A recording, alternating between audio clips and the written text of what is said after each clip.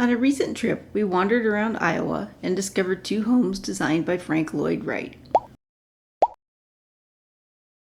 First, let's go to Mason City to look at the Stockman house. It was built in 1908 and contains several elements of the Prairie school design technique. One element is the focus on the horizontal lines. You can see that in several areas. I'll mark a few of the horizontal lines.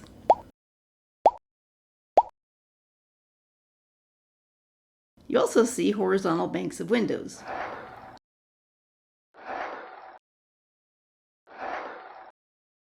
Another element of the Prairie school design is the leaded glass windows.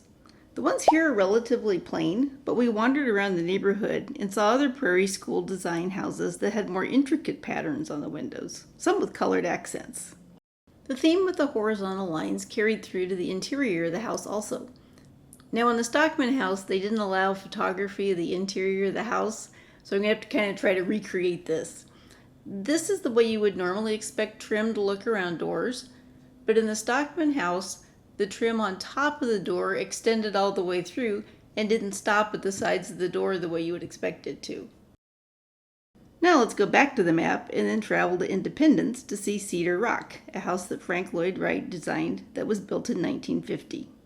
During the 42 years between the houses, Wright had developed his own unique and more contemporary style called Usonian, and this house was built in that style. Some characteristics of the Usonian style are single-story homes without a garage, basement, or attic, flat roofs, a lot of natural lighting with clear story windows, and the more private sides of the house are completely open to the outside, and the design creates a connection between the inside and outside areas. Now that I've differentiated a little between the earlier Prairie-style homes and the later Usonian ones, I'll look at some interesting things we learned about Frank Lloyd Wright during the two guided tours. Both houses had a very clear intent to make the inside of the home private. The entry door for the Stockman house was on the side and obscured by a large overhang and a half wall with a planter. The entry door for the Cedar Rock house required you to walk down a long walkway next to a windowless brick wall to get to the door, which was in the shadows under a large overhang. In both houses, when you walk through the front door, you walk into an entryway that is kind of dark and placed at an angle so that you can't see into the house. Mary, the guide for the tour of the Cedar Rock house, was wonderful, not only explaining the features, but delighting us with funny stories about the house, including many of Mr. Wright's various quirks. For example, Mr. Wright selected all the decorative items, the furniture, and even the dishes. His demands were pretty invasive. For the Cedar Rock house, he informed the homeowners that the living room was designed with a space for a grand piano. The homeowners did not play the piano, nor did they want one, but were required to purchase one anyway. In an even more over-the-top situation, he selected twin beds for the master bedroom. The couple informed him that they wanted a full-size bed. He said, "Nope, this is the way I designed it, and you'll sleep better anyway." The control he had didn't end with the completion of the construction phase. After they lived in the house, there were instances where he visited and moved things around that he didn't feel were in the proper places.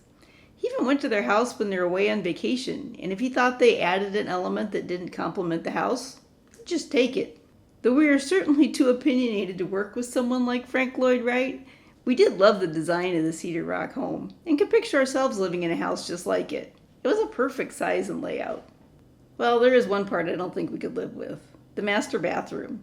Mr. Wright was experimenting with how to make every square inch of the bathroom functional, and designed a bathroom where the square component piece with the sink slid over so that when you wanted to use the toilet, you moved it off to the side and the toilet was located underneath it.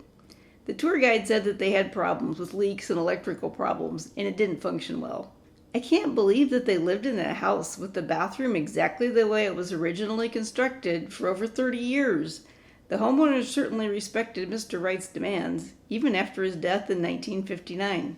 Two other interesting features of the Cedar Rock property were a separate section of the house on the other side of the carport that houses the maids' quarters, and down the hill on the riverbank there's the boathouse. The boathouse had a sleeping area, desk, bathroom, kitchenette, and a very nice patio to go with the boat storage area.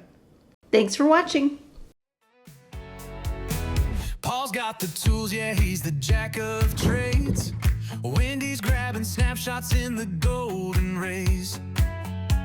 The engine's purring like a rock and roll song. They're